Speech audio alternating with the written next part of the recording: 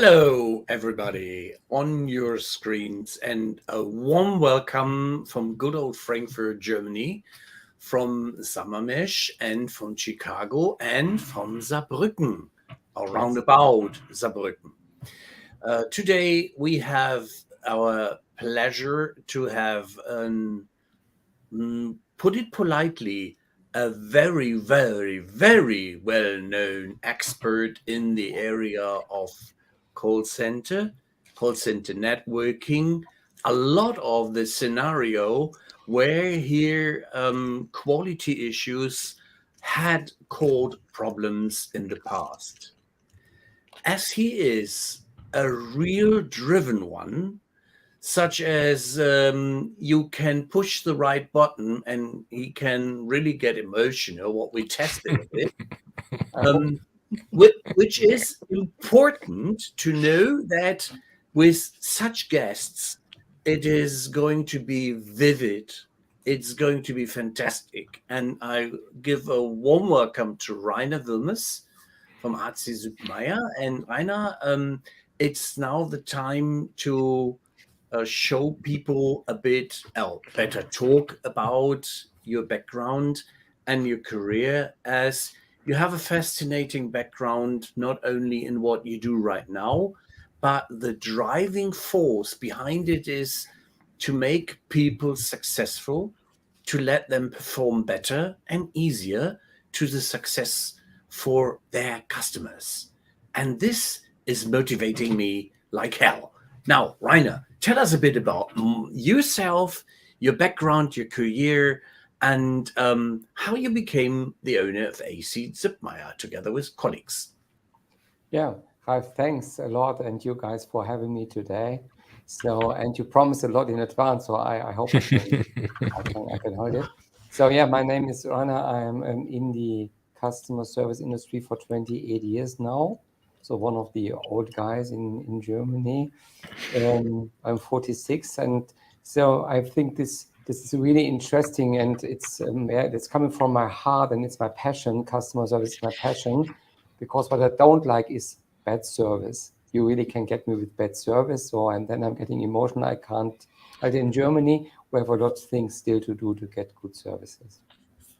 And in my career, I managed call centers, small ones with 30 people, big ones with 2,000 people on different places. So for vendors, also for in-house companies. And then I was also early interested in AI stuff. What can AI do for me?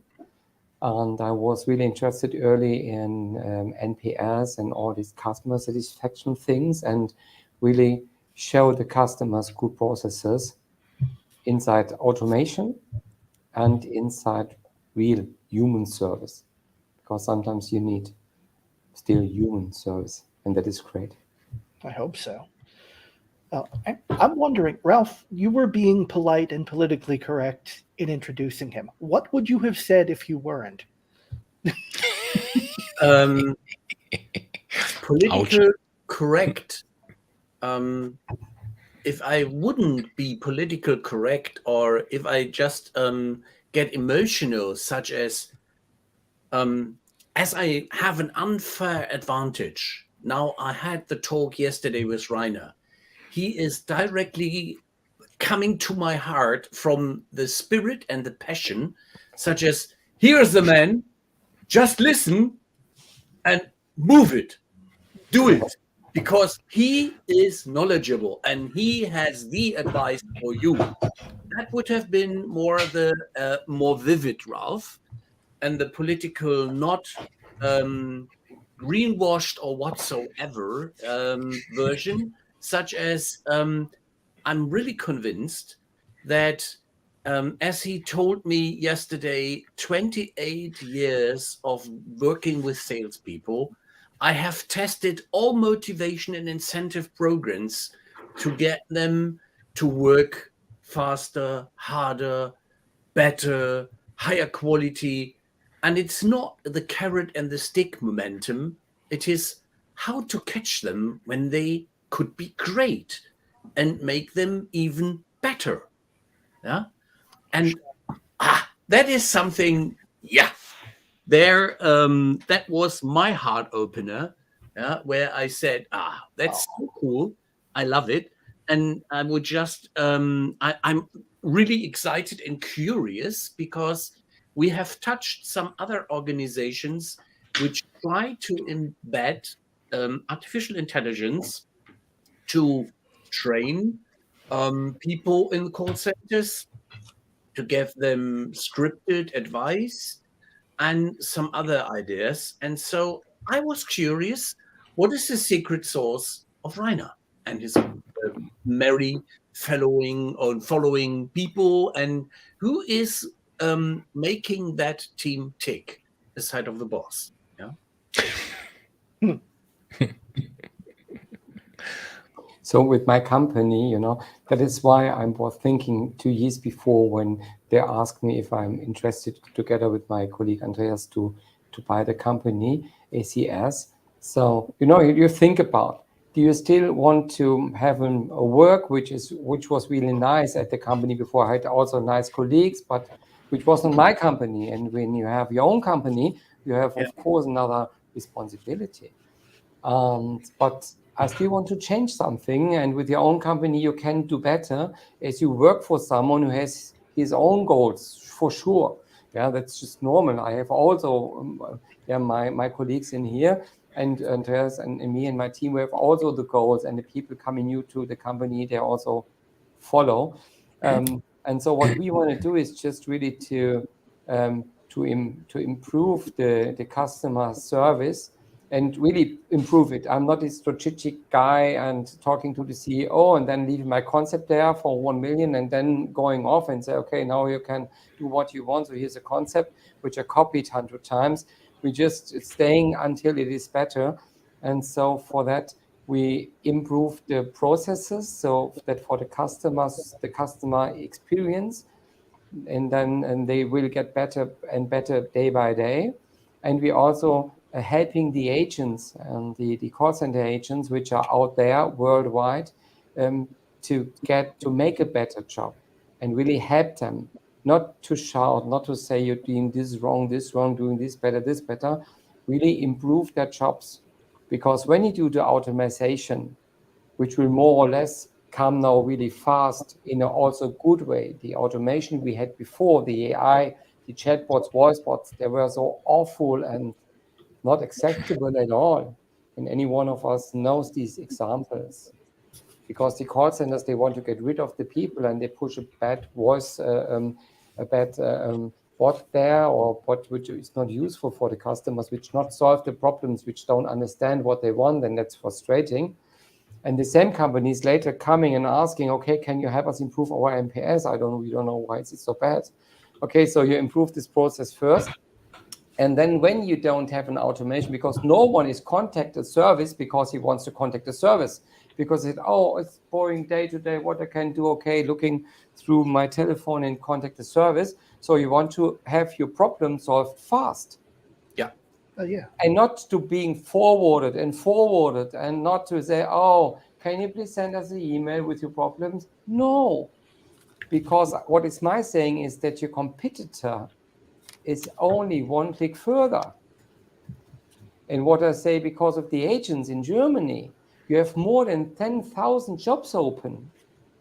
That only for your agents, the new job is one click further. And when you lose an agent in your company, then it says that you invest more than 10,000 euros in him or in her. So it's not like 20 years before that you say, when you go, there are 1,000 others before the door waiting to coming in. Today, you should really do anything that he or her will stay long inside your company. And that is what we always also try to do, is to improve the process for the customer, to reduce unnecessary costs inside the company. And second, what we do is to help the agents to get better. And when they get better, there are some studies, you can see it in there. If you make and improve and help the agents doing a better service and they can solve the problem, the customer is more happier because he solved the problem. And the agent is also more happier because he could solve the problem. Yeah, so you have so important. One is not two, it's three. What is to say? what I wanted to say is the statement we have here in Germany, or one of my examples, is connecting people to death. Yeah, Buchbinder Wanninger. Yeah, this is and then to automate that process is even worse. And that you described very nicely and vividly and politically correct. I am not a big fan of that kind of process. It is one of the examples I show to students when I'm a lecturer and say, that is the kind of service which is known by large German telephone companies or Deutsche Railways, Deutsche Bahn, and for instance, Lufthansa German Airlines. So if you want to have a certain moment of shock, just try them, not the others, because there you will not be disappointed in getting an awful service. Think it in a more positive way. If you use Telecom is helping on Facebook, you have a response time around about 15 minutes and they take care. And as this morning from 8 till 11, there was no internet connection. That again was one of these moments when you would like to have a friendly word, some empathy in action and vivid and live and in a caring person telling you, oh, what a misery. Oh, I have a clue. We find a way to fix it. And that is what Rainer expressed so wholeheartedly and in the way that you want your problem solved. And you want, with the first contact, to get to a certain resolution. And there I would like to have your brain and your experience, Rainer. How is the differentiation rate in first contact resolution? You were... Yeah, okay. I've what you said, so just before one sentence, is so important. When we measure the quality, so we have software for measure quality, also with AI. We will talk about it a little bit later. We use the GPT, train GPT for that, and we can talk about what is the new generation of measuring context with GPT. But what you said, and if you go into an agent, and when we measure the quality, what is a big point we're measuring is the empathy. Yeah, so if you phone, so that's so important what you said. So just I have to stop there, or I have to talk about. So it's so important. But of course, that is what you have to train your agents also, because they have 80, 100 calls per day. And of course, it's the 20th customer calling and say, oh, my internet's not working. And he's upset. He was then 20 minutes in the waiting line, and waited to the agent.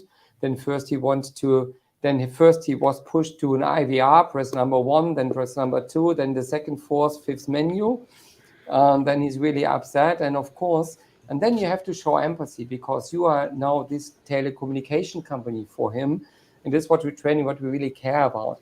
That you said what you said, Ralph. So I'm so sorry, and I think you needed it, and then it didn't work, and that's not good. But I will care for it now. Yeah. So, and then you are okay. If it's just coming like a robot, okay, you say, okay, my internet's not working the whole day, and you say, okay, what is your customer number? You know, that is like a robot machine, and that is what we change, and also the companies working with us want to change that. And that, what I say empathetic, that is a real by heart empathetic, and not a learned, and it just read from the script empathetic. So like, excuse me, that is really not good, but I will help you. What is your customer number? And what you ask, and to answer your question. So if you really work, measure quality day by day, and not only measuring, don't have only the numbers, and you're losing a system which always training the agent then and helping them, your first contact resolution, that is a number you measure in the call center industry. It says in which percentage of all contacts you help the customer in the first contact, first contact resolution rate. And then you can raise it up by 30%. Wow. That is a big that's a big number for the costs. And also, if you find no agents to work with you, you have to reduce your contacts. And this is one possibility. And the second is just to make sure that you answer. If you don't answer an email in 24 hours, then the customer will send again an email. And then he will phone. And then you have multiple contacts just for one question. And what you also know that the NPS score after 24 hours is going down. And then what really sometimes happening is that he then phones, the email is still open, he phones, the agent on the other side has no clue that there is also an email. He phones on the telephone and says you, okay, Ralph, it's answer A, this is the solution. Then 2 days later, someone phones the email, does not have any clue that it's still answered already on the phone. Then he answers your email and said, oh, Ralph, good, you're contacting us, so sorry for the late answer, the solution is B. Yes. You have two solutions for one question, and what you do is contacting again. So it's going, and so that you answer fast, and that you train the agents so that they answer the right solution, and that you find fast if there is any improvement needed in the agents, and in also that you can find when there are some lags in the processes. And this is important, that you find it fast, belonging to your costs, belonging to the NPS, to the customer satisfaction, and belonging also to the attrition of the agents. Glad that you mentioned. Sorry, Marshall. Your turn. That's okay. Something that you had mentioned earlier was employee retention behind this. How that they're just one more click away if they're not getting if they don't feel they're getting their jobs done properly in your system. And we'll get back to customer satisfaction, of course, but it's so important that the workers feel that they are making an impact.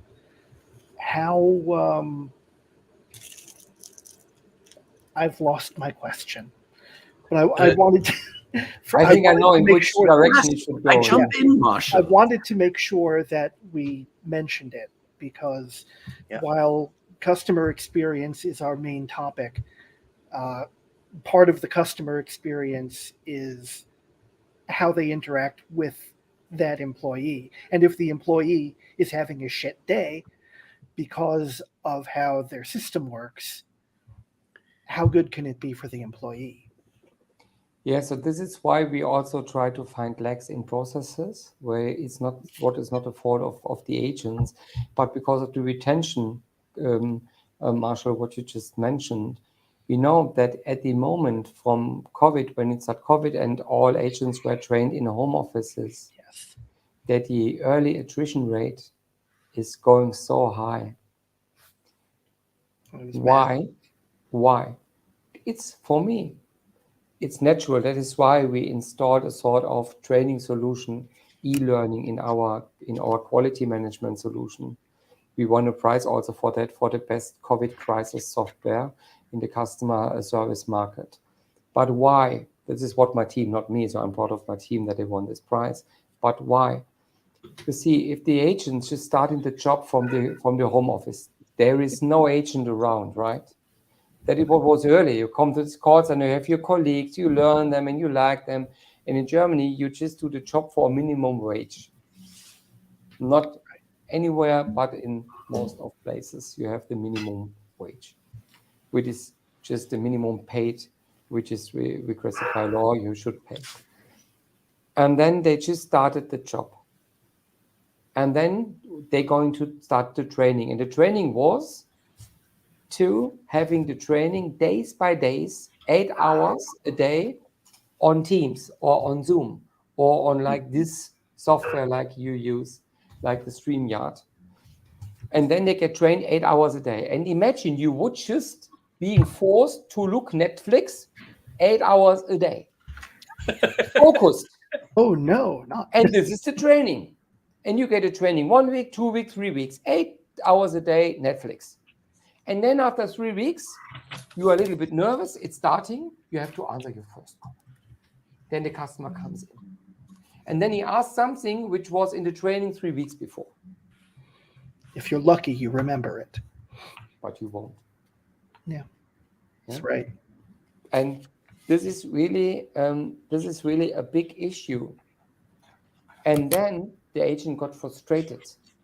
And then he has not a binding or retention or whatever, and he has no feelings for the call center he's working for, because he never saw someone from the company except the trainer online or in the first call the HR department before he got the job.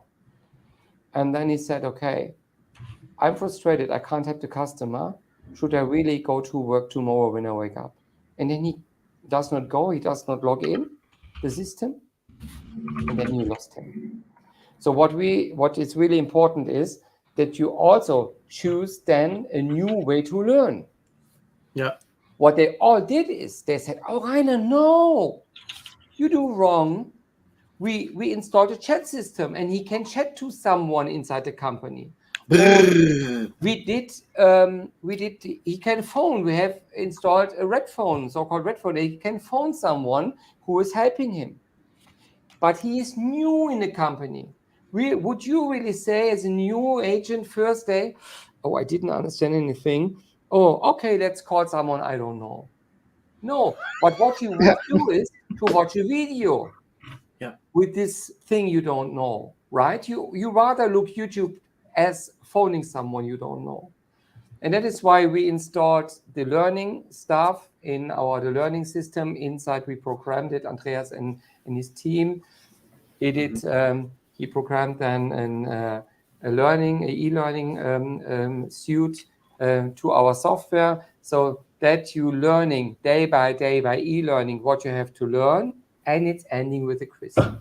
And with the quiz at the end, you can check, and also the trainer, did you understand what it's about? Yeah. And if not, it's okay. You get retrained. That is really fully okay. And then someone will care about you. And then when you did all the trainings in e-learnings, you see a trainer still. We don't cut a trainer. You see still the trainer, and then he will go in practical things with you and exercise it with you, and he's testing with you. He plays the customer, you the agent, and he tries to bring you inside the job. And then you measuring the quality with AI over human in the software day by day, and the first day and the second day, the third day by day, and you see where is there some lags. Maybe with the AI, you can measure the non-talk rate. Mm-hmm. And if no one on the phone is talking, it shows you that the agent is not secure and that you have to look a lot in the system. And if you see and check with the AI which processes this was, and then you can retrain him. So you really find early things to make him better day by day. And then you can push him the help, and you don't have to ask the whole time because he's new. He wouldn't ask. He is a new person inside your company. He knows no one. And that is the main difference. And by that, we reduced the early attrition by 50%. Wow. 50%. That's 50%. Amazing. And this is a big number. I wasn't aware about that non-talk rate and that index that you are looking for, as I thought if you call a call center, naturally these people are talking with you, and keep the flow. Yeah. But you're asking a question. One moment, please. And you see the non-talk rate is starting, yes? Mm-hmm. Yeah, I get that non-talk thing, especially when you're doing some sort of technical help. But this is not really the thing which is really new. There's other things. So the non-talk rate they measured also years before. This is not a big thing now. There's another. We'll talk later about a big thing, which is the main changing now, or which changed with the GPT in the market. But that's not a big change. They measured before. It's just an additional number, like the crosstalk. If an agent has a big crosstalk rate and they're talking crosstalk to the customer, a little bit of crosstalk rate is okay because he said, I understand why the customer is talking. But if the crosstalk goes really high, they are discussing and he's breaking up the customer in his words. And then you can also have this rate. And you can see, okay, maybe why is the agent so nervous? and maybe he needs some help in this process or in the communication of some calls. I could probably use some of that training. Why, you are interrupting us all the time, or what? Well, there are the times that I interrupt, and then all the times that I'm silent. Somewhere in between, there has to be a happy medium.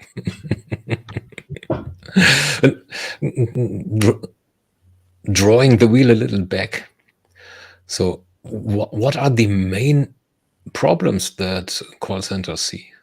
The main challenges? To not use the P word. Yeah, no, the main challenges in the call centers are two things. The first is that they are really pushed mostly to reduce costs or to keep the costs at the same level.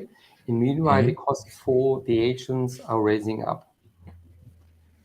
So what the second is that then comes the marketing department and talks about CSAT or NPS, so the customer satisfaction, and says, okay, you have to push it. In meanwhile, all is getting more complicated. The customers are getting more nervous. We have a lot of problems around, and they have some problems in paying something, maybe for the electricity or whatever. And so, what the main issue or what the main things are, so we talked about, is just to reduce unnecessary contacts, and then also put in some good automation things where maybe no one has to contact an agent. It can do by a bot. There are things that can do by a bot if you install a good bot.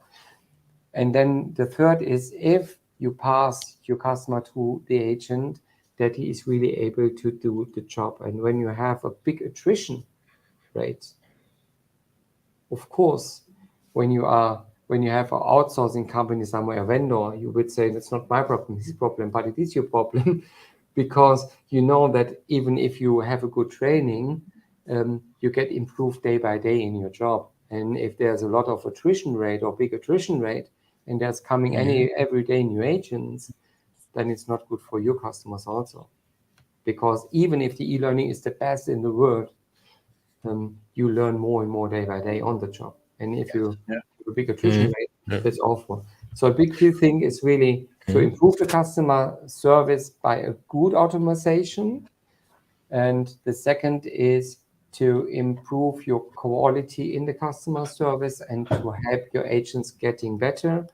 And really, if they just starting in the job and you train them in the home office, to have a good solution for that, and that is not Teams and Zoom. I'd like to go into some examples, for instance. As I recall that you have a lot of insurance experience in your background. And insurance for me is always, if I call my insurance company, I'm a stressful situation. Either I had an accident or somebody stole something. I had an assault robbery incident. Somebody broke up my house, or my kids have broken somebody else's values. Yeah. And how is then the appropriate utilization of process and technology be helpful? Yeah, so in my former company where I was working was an insurance company, and we installed there an IVR. But an IVR which really fully understands you in a natural language way. So you can really talk with the IVR, say what it's about, why we did this. In an insurance company, you have really a lot of different insurance products and a lot of different intents. And when the system understands the product you're talking about and the intent, he can pass you to the best agent to this product and to this intent. Maybe an agent which is more good in consultation, if you're interested in a new term life insurance, Mhm. there's an agent which this skill is really good, but a skill for if something bad happens, you have an accident with cars, or you have something worse, or something with your account is not working, maybe another agent is better. Yeah. And if you understand the intent and if you understand the product, you can pass the customer to the best agent for that. And so that is where you can use automation or think about these awful big formulas you have to fill out if something happens, you know? If you really could digitize that in a situation in the internet, then if you're doing this good and the customer can fill it step by step or being assisted by a bot, then it's more easy to fill it out. And then it's more comfortable. You don't forget something and you feel being more sure to fill it out correctly. Yeah. You know, there's also where offer just easy things like change addresses, or you say, okay, just going on holiday, I want to book just a small insurance for health insurance. And these things can be made by a bot really, really easy. Yeah. If it's a good bot. If it's good. And I will show you a bad and a good bot. So on the old technology and the new technology, what is the main difference in this? Yeah, I just have some, really, it was not planned, but I have two insurance examples and I will show you, and on the bot. Please. Yes. No, it's not. Free. Should I share? Okay, I will share.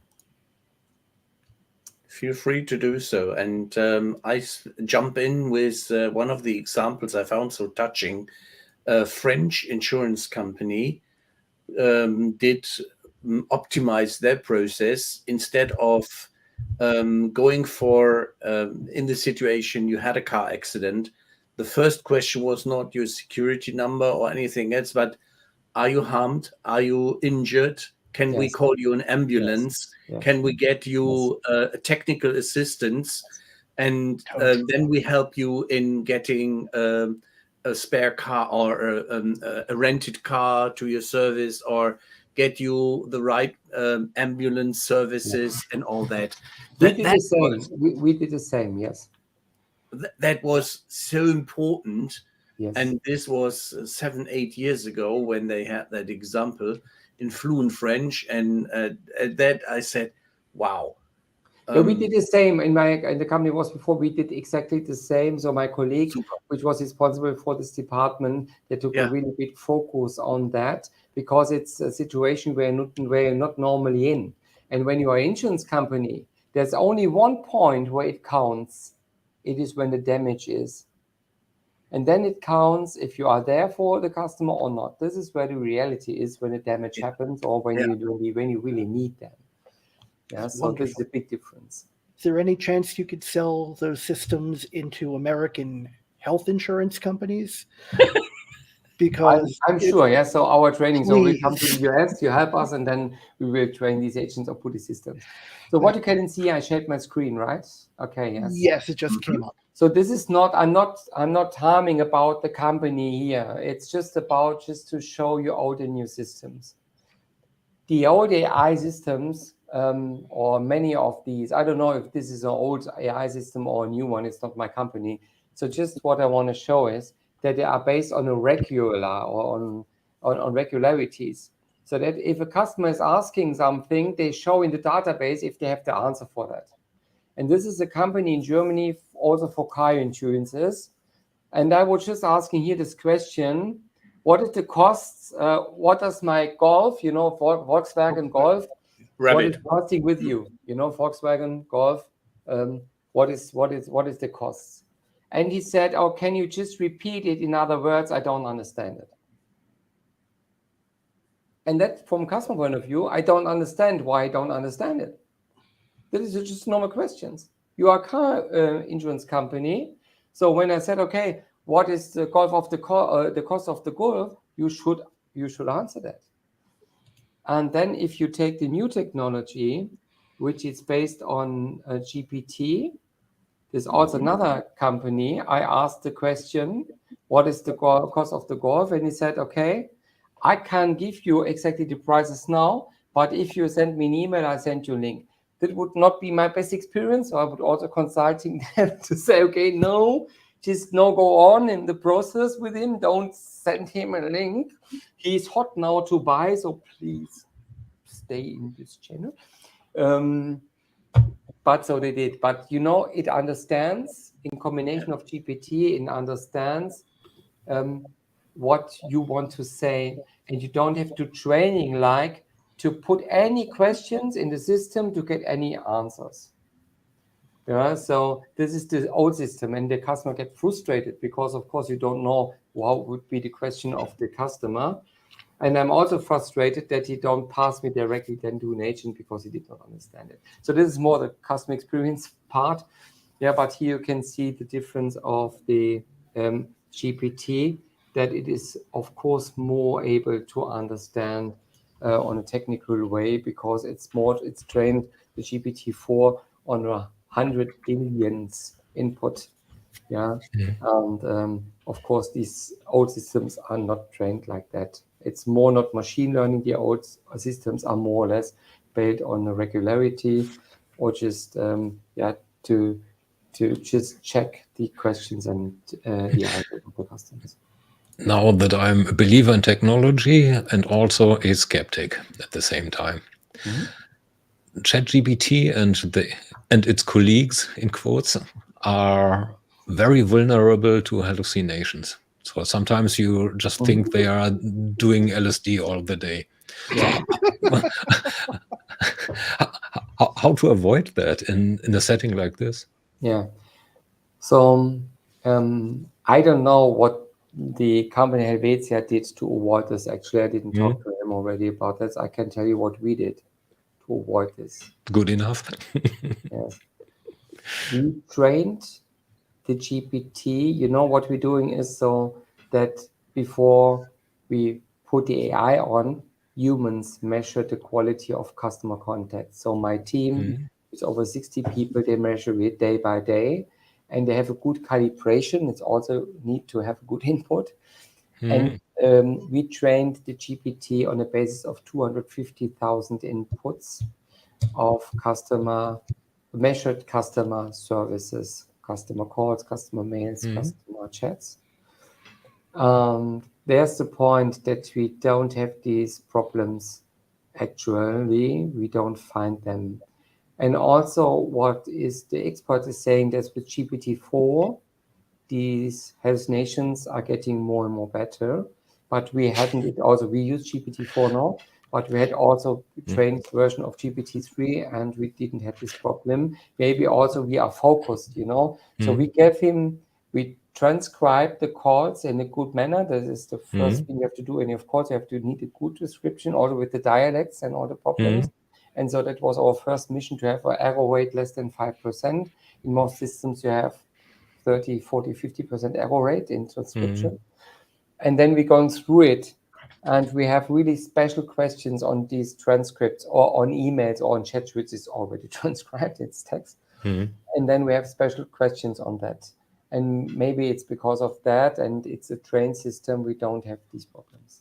No, that's the big new job now. The prompt writer and question asker, trainer of AIs. Yeah, Marshall, it's so interesting. It reminds me really, it's so funny, about 23 years before, I was on a German bank and a trainee there to learn the job.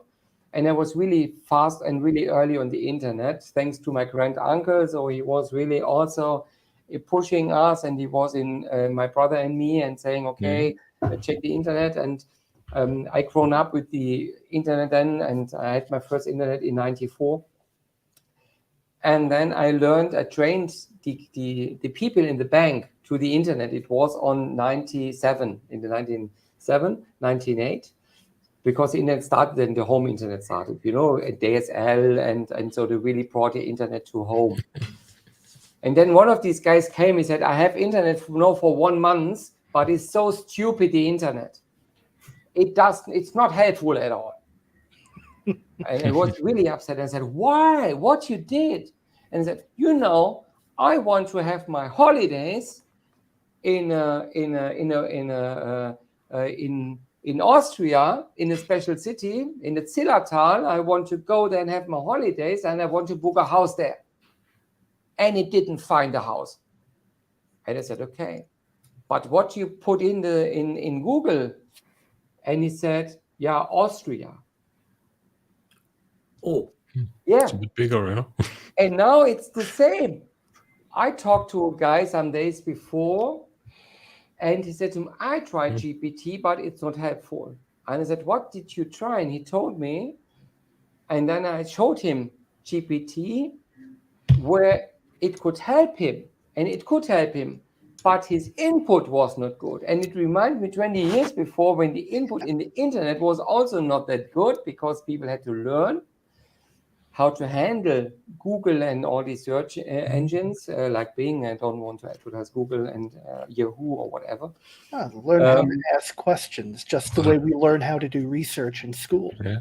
Yeah. And so how and this is what we do is, when I show you the screen then later on a little bit, then what questions we are asking our trained GPT model. And we improved this, my team improved this for weeks to get the right questions, and it's not ending to improving it. And then some other companies came, they asked us, okay, we need this and that, and then we find out together with him, it's prompt engineering, right? We found out with them the right questions to ask. Now I'm an agent, and I might not be the best prompter at all. So I do get my response from the system, and I say, my gut tells me, hell, that's different from what I would have said. So different solution. How about trust and explainability in the systems? Yeah, but nothing changed as before, right? Before it was the coach which said what you could improve, and you said, okay, I have another view on this, or I don't accept that. So it's not different. Of course, an AI system, like humans, will make mistakes. Cool. It's like it is. You can say, okay, I don't want mistakes. Also, not from humans, you don't accept, but I don't want mistakes. You're definitely not from a machine. Measure 1% of the contact, like today, because measuring by humans is so expensive. You need to measure a contact by 20 minutes, and it's really expensive. Or you can say, okay, I will accept also mistakes from the system. Also, I accepted mistakes from the humans. And then I measure about 50% of the contacts, and I have really much more interesting insights. And an agent, of course, we train him with that. We say, okay, if you get the feedback from the system and you don't agree, you talk to a trainer. And maybe he agrees. And also in formally situations, in early situations, the agents also told us, oh, I don't agree what you measured. I was empathetic. Why you say no? We always say in a comment why we say no. Yeah, we put always a comment in so that the agent, when he opens it, he can see it directly. But he could still say, okay, I don't agree. But then he's going to his team leader or trainer or coach, and he talk with him. And the same is in here. Maybe he does not agree what the AI measured. Maybe it's really a mistake, because I can take a mistake. Can be a mistake. But maybe it's not a mistake, and it just has a learning thing there. Now, the mistakes, that's an interesting question. So of course I accept errors, mistakes to some extent. But now one of my objectives when I install technology is that the number goes down. Else I can do what I did before, right? So what do you have an estimate, or also even better, some numbers, and how the error rate in terms of false positives or false negatives goes down after your clients installed software to help their agents? The error. The error rates. Okay, yeah. So we improving the quality. We measure the quality in percent. Yeah. And sometimes when they start with 60%, so overall, and we can improve it really, really quite fast in 8 weeks, because we need training, and I don't have not a USB to put in an agent, thanks God, so we have a training. and you have to coach them. And so you can push it in 8 weeks to 85%. Oh, cool. But you also will find agents which you can't improve. And then you just see also in our data, it's the wrong trainer sometimes, or it's really not the passion of an agent to be an agent. So that's also sometimes happening. Yeah, I'm not able to playing football, and I will never be able to. Even if I wish to earn this money, German football players earn. Yeah, but it's not I won't do it, and I can't do it. And sometimes so you find also these things, but you measure it and you report its quality, and the agent can see his numbers day by day, compare to his team number, not to each colleagues, just to a team number, and he can see. And for me, more important is I don't mind where he starts. He can start by 5%. For me, it's important that he improves. This is important. Yeah. So, and this is this is important. He improves, and this is where we help him, and also for the processes. If we find processes by AI analysis which are not working, which the quality is bad, so and then we see it's the process or the agent, and then we also go to or talk with the company to improve this process. Yeah, but I told you it's not anytime the agent. As the agents are the main targets, probably, what is key for them to accept being measured that closely? Yeah, so it depends on how you talk to the agents, and this is the most important thing. Also to the workers' council. The workers' council love us. I mean it seriously. Why? What the agent is used to, that someday a team leader or trainer is coming and say, oh, 3 weeks before you talked to Ralph and he complained. He complained about your contact. Please tell me what was happening there. And the agent would tell you, I don't remember yesterday the 80s calls. How should I remember weeks before? Exactly. And he's also used to that he's only get feedback if someone is complaining. He never gets the feedback if he did a good job. Of course not. But when we measure anything, and then we see if it's good or not, and then we can show him where we can improve better, and he needs not a trainer for that. He just can see live his contacts. He can see where he can improve, and then he can hear the contact, hear the voice file, see the email, see the chat, and then he can check it and really improve by his own. And you don't need a trainer. That is that he get a really feedback which come from an AI system, which is not influenced by a human. Yeah, it's sometimes a problem, not when we measure, when the coach is measuring, he's influenced. I said, oh, this agent's always bad, not nice. And then, so the AI system is not influenced. And then you get a feedback which is really neutral, which is not influenced. And then is the workers' council happy that we're helping the agents to improve day by day and not being just arguing an email where someone is complaining or something like that. That is why workers' councils, they love our systems. We only talk with them, and that is you can put it in the system. Who can see, who is able to see whose data? So is the management really see the agent data in detail or just the team data? And that the team leaders only sees his teams in details, not the other teams in detail. And all this stuff we are talking about, these points, but not about the system. So it's basically 2 points, right? So constant feedback and constant less biased feedback. Bias is another topic. Less biased feedback plus transparency. Yes. It's a lot of transparency. So transparency for the agent, for his job, and he can improve his, and they are seriously interested to improve it. Then it's a transparency also for these for the company in agent teams, vendors, and processes. also on the trainers, he can see by himself if he did a good job, but because when he see these numbers after training and the agents don't improve, maybe you should change the training, and you have also this transparency.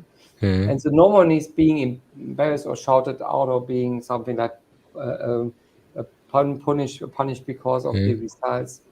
It's always the interest to getting the improvement. And of course, sometimes you have to change your vendor, because if you help a vendor and say, okay, your quality score is 40%, improve it, please. We help you. Let your agent in the system. And he said, no, we don't let our agent in the system. We have a team leader for that. And I know from the start that it will not work, because you don't have so much coaches and trainers that they can really improve agent day by day. It's not possible. Normally the ratio is 1 trainer to 40 agents. Or 20 agents. We call this in our job consulting resistant. They do not want to take good advice, even if it's useful. But it's not any vendors. We have vendors, they really do a good job. They use the system, they're interested in using it. So it's not any vendors. But sometimes it happens, and then we change the vendor for the customer also sometimes. I'm curious that you have something prepared and set it up to show us a bit some of the positive things your solution is delivering. If you change Oh, good. More pictures. So, there's just a few in such a questionnaire, so you can ask the AI any questions. So still, you don't need to train, really not. It's not a trained AI. It's already trained. You just take in or give him the voice files, the emails, the chats, and then you can ask any questions. I'm sorry, it's in Germany. In 3 days, it will be always also available in English, in Spanish, in Italian, in French, and in Portuguese, and also in Japanese. And so we will have also these languages inside. So for these MPS, it's really interesting. What it was not possible before in any solutions I know, maybe there is some, but I know from the German market, that it's just that you just openly ask the system, just tell me about the reason why the customer contact us. And it just gives you here the reason, like technical support or online connection. And then you ask the system, what can the agent do better in the next contact? And the AI asks you or answers the authentication, and then he can fill in more the customer information, and then he should ask more questions. And then you say, okay, just take the summation of this call, and he say, okay, there is a problem with the online, and he say, okay, there's someone with the invoice, a problem. And then you ask for the Net Promoter Score, and it says here, this Net Promoter Score is 7. You can also ask for the CSAT. And then you say, please argue why you took this CSAT score. And I ask you that your agent was helpful, but there is more potential to improve. And he said above why to improve. So that he said, I would say the customer here would give a 7. And then when you press here, you have the transcript, and then you can play the transcript or see the transcript of the voice file. If there's an email, we don't need a transcript, then you can open the email, and you can hear on the play button, you would hear the voice file also. And you can ask more questions, You can say, okay, did the agent use a positive language? Did he call the customer 2 times by his name? Did he was empathetic? And you can ask a lot of also professional questions. Did he ask this and that and all? You can ask what you want. But you really can catch him when he was good, and not always from the negative perspective that you only give him feedback when he was not good. Yes, and here you would see that he really did a lot of good things. Yeah. What he didn't do good here, he didn't ask the customer if he has further questions at the end of the call. So this is important for this company to measure it. Mm-hmm. He didn't authenticate the customer correctly. This is not quite good. You ask him questions in the system. And he did not say his full name on the phone or with a hello on the phone, which is maybe his last name, and this is also not acceptable. And he can then hear the voice file, or he can read the transcript, he can go through it and then see what's happened there and what he can improve. And on the process way, you see on what reasons the customer are contacting you nearly live. And this helps you to understand the movement up and downs in the volumes of the customer contacts. And also combining to the NPS. The agent combining to his NPS development. Also the processes to the NPS development. When some processes have a bad NPS, then you have also your answers, or it is the combining of processes and some teams and the NPS, or just the agent and the NPS in some processes. You see, you get such a lot of data, and then also including the e-learning results and all the results. And then, of course, if you have all these informations, you can have a lot of reporting results and to improve your service. It's huge. No, a question that comes to mind is, well, the technology skeptic again. How about unwanted bias? So how can we be reasonably sure that the system doesn't say, oh, well, Thomas is not empathetic because he doesn't have a full shock of hair like Ralph? No. Well, the system would be right, but not for that reason. Yeah, of course it's right, because Thomas and empathy are two different concepts that barely have an intersection, but still. No, and Ralph calls himself the empathy man, so, well, there must be a difference. So what you measure is really simply this contact, or this contact which is happening between customer and agent. Yeah. So, and then you measure it with the same questions. And it's like you would print out the conversation and a human would read it, and a human which is really trained in communication skills. Yeah. And then what you see is then the conversation, and the AI system analyzes this whole conversation. And from this, it asking the question, and it measures it the same way, call by call. And he is not biased by Thomas or Marshall or Ralph. He's not biased. So I don't, so that is why he's measuring the same way in each context. Okay, it basically simply doesn't have the information that could make it biased. Just probing here.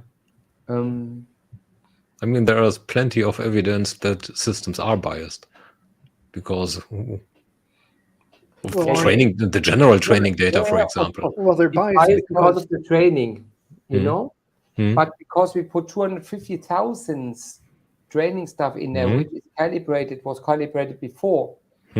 You know, that is our main job. When our quality experts measuring calls, they need to be calibrated more than anyone outside our company. Why? Because a call center, maybe this bad vendor, not a good vendor, the bad vendor, when he get a system from the company he works for and they install it and they said, okay, we measure the quality in a system, or ACS did it for us. First, he wants to find our mistakes. Yeah, that is what is his job. They did wrong. So even if they have 60% in quality rate, they don't, you know, they talk about the comma and not what is before the comma. And that is a big issue. And that is why we really did so much calibration, and we do it day by day when we measure by humans, more than any outside our company will do, because we have to make sure that even if it's measured by humans, that is, the calibration is the same. And that is why a big regularity is behind these points. And you really can see what has to be happening in the call, that you get a yes or no, or a 50% or a 70%. That's also possible to give some chances to 50%. But you really have to clear up in which situation you get 50% or 70% or 100%. And that is why, of course, the system is biased by the training data.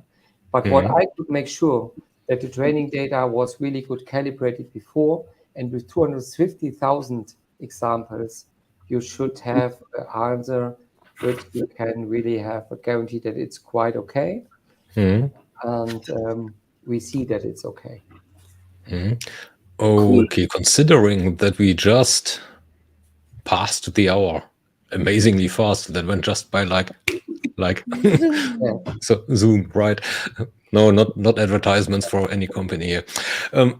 We customarily end our sessions with famous last words, basically a question about a prediction. So in this conversation, I think a good one is, what's your view on the future of AI in the call center? Will it replace the agent or augment the agent, and why? Yeah, horror scenario. Replace every jobs. No, there is also a discussion which is really little bit of awful at the moment, I think. So, of course, jobs or some of the agent jobs will be replaced by AI for really easy inputs. Like when I was starting in a company years before, there were some papers coming and the people fill in the papers inside the system. Today it's doing by OCR and scan technology. And so also some more jobs will be replaced by, and in here, of course, also the agents, some of the agents, but it will be enough situations where you need a human on the other side. And this is where it should be passed. And this is what we talked about this hour, that then the service has to be great and useful for the customer. And in other situations where it's not useful to put it to an agent, also not from customer's point of view. I'm not always talking about the company's point of view, also customer point of view.